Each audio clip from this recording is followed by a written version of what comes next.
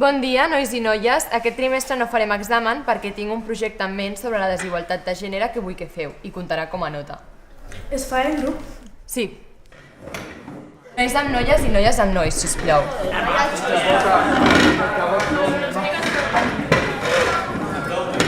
No sé de qué poder fer-ho. Crec que hi ha moltes coses a parlar sobre aquest tema. Entonces, ¿de qué lo hacemos, loco? Pues podemos hablar de los estereotipos de mierda que se le ponen a los adolescentes. Els problemes dels joves a les xarxes socials. Ah, pues yo tuve una relación de mierda con un chaval y podría explicarla. Tengo una idea. ¿Y si hacemos un repaso de la vida de la mujer? Ah, pues está muy bien. Jo també estic d'acord. Però no sé jo, com ho faríem? Pues hablando de la evolución de los derechos de la mujer desde la prehistoria. Ja l'època contemporània. A l'època prehistòrica, la gent vivia en bandes nòmades amb una economia de subsistència, a través de la recol·lecció de plantes, arrels i altres vegetals, caçant i pescant.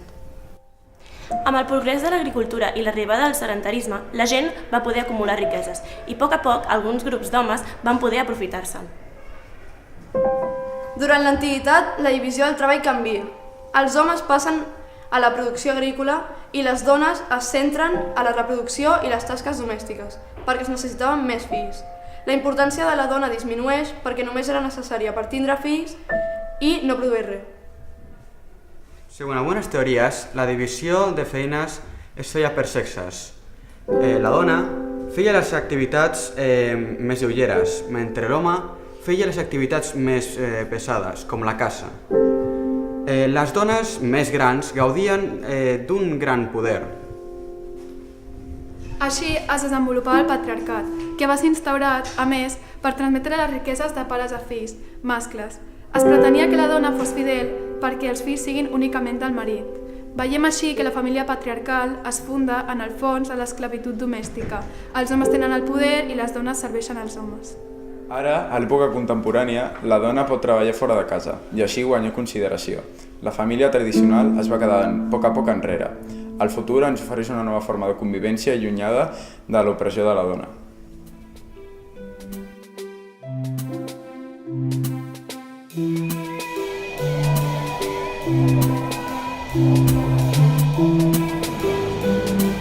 Quin cul! Imbècil.